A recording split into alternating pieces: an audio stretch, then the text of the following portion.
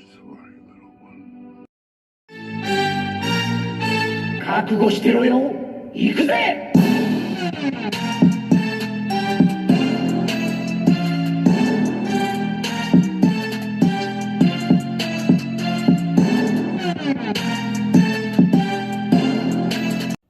All right, I'm going to try to make this review go by really short because I've got about 6 figures to review in about 12 to 13 minutes. So I'm going to try to split them up into different segments. We'll do the Transformers last, and we'll start off with the Gundam Sandrock for this review. So first and foremost, if you're used to seeing my reviews, thank you for watching again.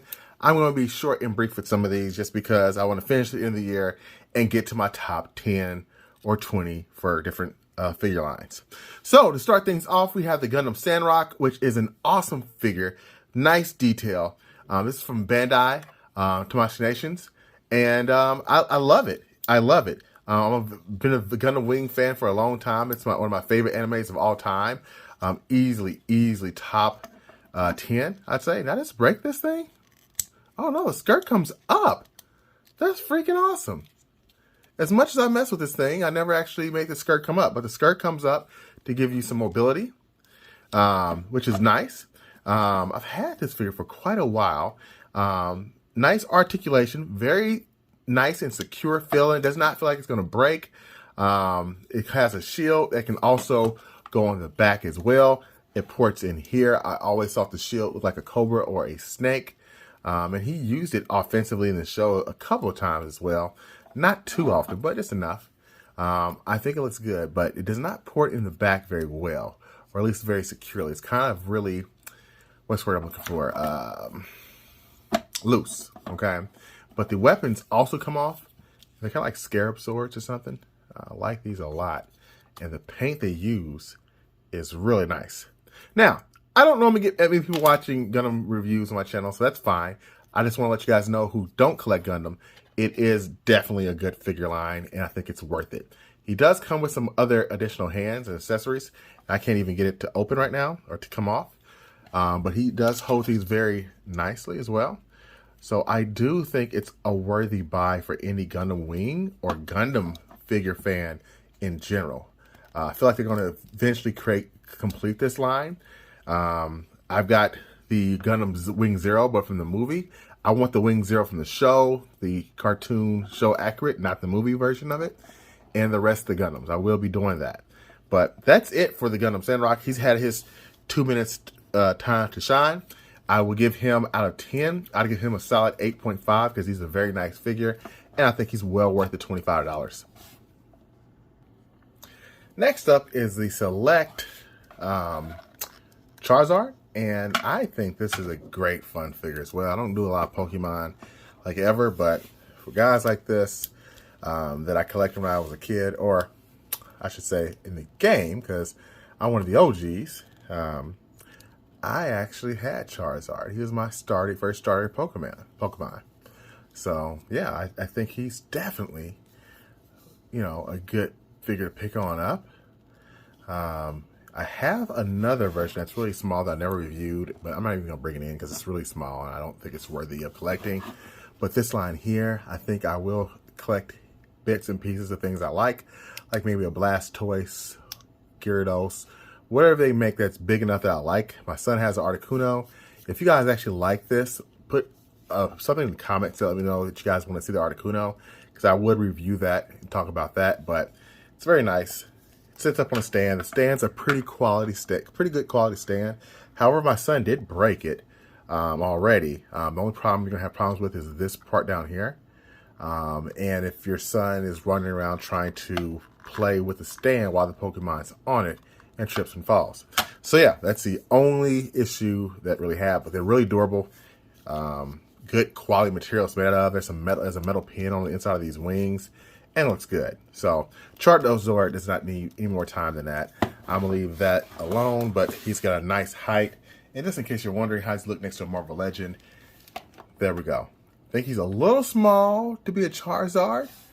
He should be just a smidgen bigger, maybe a foot bigger in Toy World.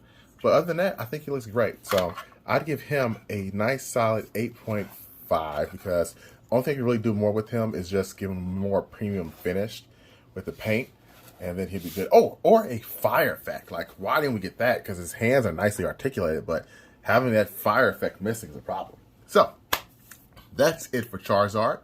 Are you still with me? Good, because we're moving on to Kong. So, King Kong is the one figure I wish I did not buy. Not that it's not cool, because it's very cool, but I'm more of a Godzilla fan, and I did not buy the NECA Godzilla like an idiot. Then I bought this, and now I wish I would have bought, the NECA Godzilla.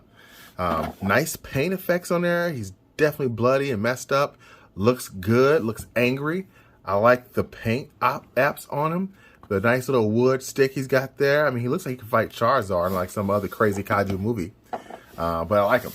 He also comes with an extra head that looks goofy as hell. I hate the eyes. I mean, they show a lot of his life, but I hate it. I mean, they're really goofy. It's hard to get them in the light, but the mouth opens up too, and that's nice articulation, but he looks too damn goofy. Like, I wish this one had the articulated jaw. Because that, I mean, look at this face. Can you imagine if the jaw's open? Oh, man.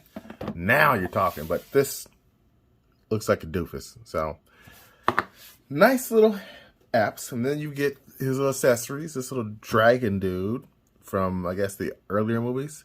Nice paint on it. I mean, it looks good. Can you remember getting accessories like this from Marvel Legends? No. So, nice accessories. We've got some extra hands. He comes with some extra hands. An open hand, and again, you can see all this detail. Let's move back in. There we go. You can see detail much better now. Nice detailing hands. And just to go back to these eyes. There we go. Now you can really see what I'm talking about. It looks kind of goofy. What? Got another splayed hand. Another hand for grabbing and holding. Here's a better look at this guy. Looks good. And he's articulated too. I mean, look at that. You even got articulation on the accessory. Damn, NECA. I mean, it's a good figure. It's just, I really didn't need it. And a fist. And he even came with a pterodactyl. But to be honest with you, my son was playing with it, and I have no clue where it's at. So it's a decent pterodactyl. That's all you can really know about that. So we'll stop with the NECA love for Kong. I would give him a solid 8.5 as well out of 10. The articulation holds him back, especially on the knees. But besides that, he's flawless. So, and that stupid head. But yeah, that's it. So Kong's down. We've got some Transformers to go and Plunderlings. Now, Plunderlings are awesome. Okay. I got one Plunderling, and this is probably all I'll ever get, unless I get the pack that boosts the heads for these guys. They are fun, as much as people have been talking about these things. Comes with some nice accessories. Comes with this as well. A little gun slingshot thing, which is really strange. And all these lovely expressions. Now, you do have to heat this thing up when you first get it. So that way it's, it doesn't, break or anything like that. Especially the legs. I haven't moved around in a while, so let's not break it. But you can see it has very nice articulation. And instead of Elf on a Shelf this year, we use a lot of Plunderlings in pictures. So I'm sure that this will go well on your shelf too. And he has a hat that's removable. And there's a magnet in there. You just slap it on and it stays on. And that's sideways. That's not even on right. So great detail there. And then if you open the little box up, there's more accessories in there. 2 more heads, some extra hands. I'll show you the heads before I stop. But the Plunderlings do deserve all the love they've been getting. A lot of people say they're fun. I don't understand why you get every last one of them, because they're expensive. I think $40 is too expensive. I think $30 is just right where it should be. Maybe $35 at best, but $40 is too much. And here is one of the heads. Smiley. Love that. And we also got the standard head that came with it on. This is the innocent head for me. God, it looks so cute. Looks so cute. So I'm going to get the pack, some packs for bodies that you can put the heads on, and it kind of works as like little mini soldiers. So that way you can have him and a whole bunch of kids that all use these heads. I think that's a great idea. So it's fun to me. I think they're definitely worth it. Well, I think they're mostly worth it. I think they're just a little bit too expensive, but I'm glad I got one. For one, I can see the price, okay? But more than that, I can't pay 40 bucks each time for one of these. I would do 30, but anything outside of that is too much. So that's the pointlings, and the box does have ears where you can actually accessorize that, but maybe that's for a future video. So I give this a 9.5 out of 10. The only thing holding it back is the price. Let's finish the last things with some Transformers left. All right, to end the video, we have some Transformers. And first we have Kingdom Tigertron, as well as Kingdom Wingfinger. I hate that name. Damn stupid name, but nice figure. I'll have to do a full video with all the fossilizers eventually, but we'll start with this one just because I think the pterodactyl mode is pretty nice. And yes, you did hear that snap. That's just how the mouth is. It's kind of like, see how it kind of just very loud. I kind of like it though. Nice head, nice bone structure, especially for something that's going to come apart. And the paint looks pretty good too on this guy.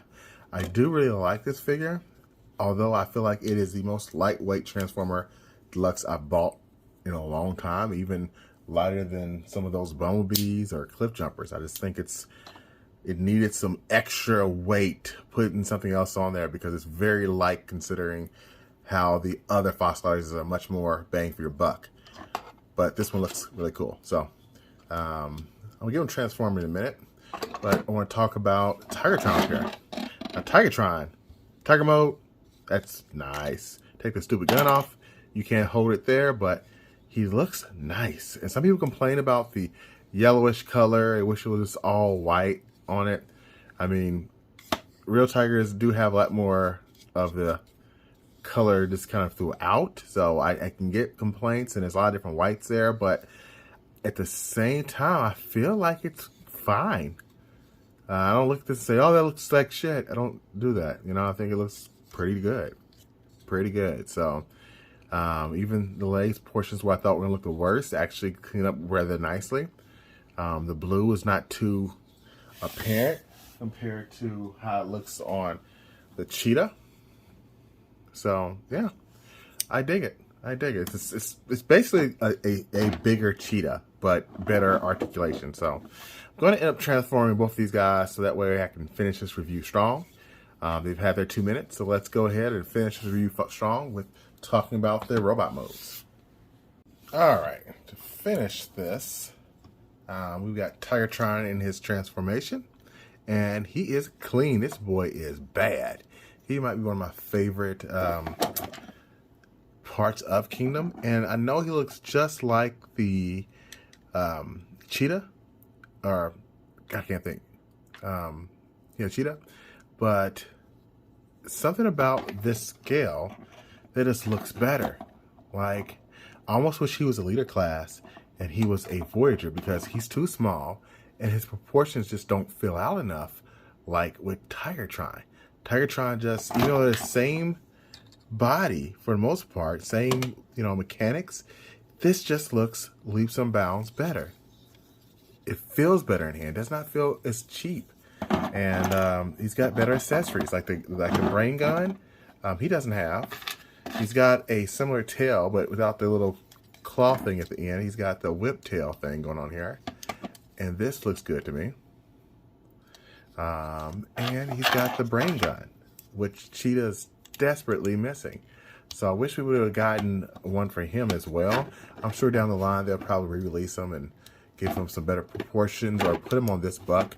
I think this would be the better buck, and just make him same size. I know he's not supposed to be, but I'm sorry, it's just so much better on this. This works out so much better than this. The head's just so small. I'm not a fan of this guy, but I am a fan of this, which is so strange to say. So Tigertron for me gets a 9 out of 10. He is close to perfect as you can be for getting 2 different action figures out of 1. So yeah. Then we got Wingfinger, that stupid name again. He comes together okay. Still very light, and I'm not a fan of the torso. I feel like something should be here. That's where I'm thinking that most of the problems coming from. It's just this torso, while it does have some swivel, it's too empty. The legs are too weird. This you can use for other weapons. You can kind of use it like a bow and arrow or whatnot and extend it. I've seen some pictures of people doing it like that. And again, don't get me wrong, I will do a review where I'm just doing just this guy, wing finger, and all the rest of the fossilizers, because they can combine. But for right now, I'll just say he's a 7 out of 10. He's not fantastic. Only get this guy if you like the fossilizers like me and you want to combine them. That's it. That's the only reason I would say get this guy, because by himself, he's not that great. He's just not. Look at these 3 figures and which one do you think is the weakest one? Yes, it is him. But thanks for watching. Until next time, peace and chicken grease. Hello. I forgot one important figure. That's Homelander. Gonna bring this guy in real quick. This is NECA's Homelander. Comes with 3 heads. This one, which looks similar to this one. Let's zoom in a little bit. This one. This one. And then the one that has the effects of the eye lasers right here. And you can take those out. So that's pretty sweet. Definitely a nice figure. Has some really decent arm range of motion there. You see right there. On the other side, if I wanted to lift this joint up here, it goes up quite a bit. Not quite a T-pose, but you get some nice articulation. And it has double jointed elbows as well. So yeah, he's got some decent articulation. The legs were kind of has a bit of a mess because it will kind of flex that plastic there. It does go back down over time, but I'm worrying about that over time that will stretch or tear, because it is a really soft rubber there. So there's that. The knees don't bend as much as you think they would. I mean, this is fine, but you can't get much more than that, okay? And it does have some toe articulation as well, but I think the paint's done really well on this guy here. If you look, abs look great. It's a great figure, honestly. Just a great figure. I think if you like this show at all, be careful with this, guys. Mine feels like it's coming off a bit here at the shoulder now. So be careful how much you go up, because I think over time that might fall off. So that's a bit of a problem. That's not fun. But it's still stuck in there. It's just not as much as the other one. But all in all, it's a fun figure. The cape is the star of the show as well. I think it's a great figure if you like the show. Yeah, I give him a 9 out of 10 as well. Maybe 9.5. Yeah, 9. So thanks for watching these reviews. And now I'm really going. Peace and chicken grease.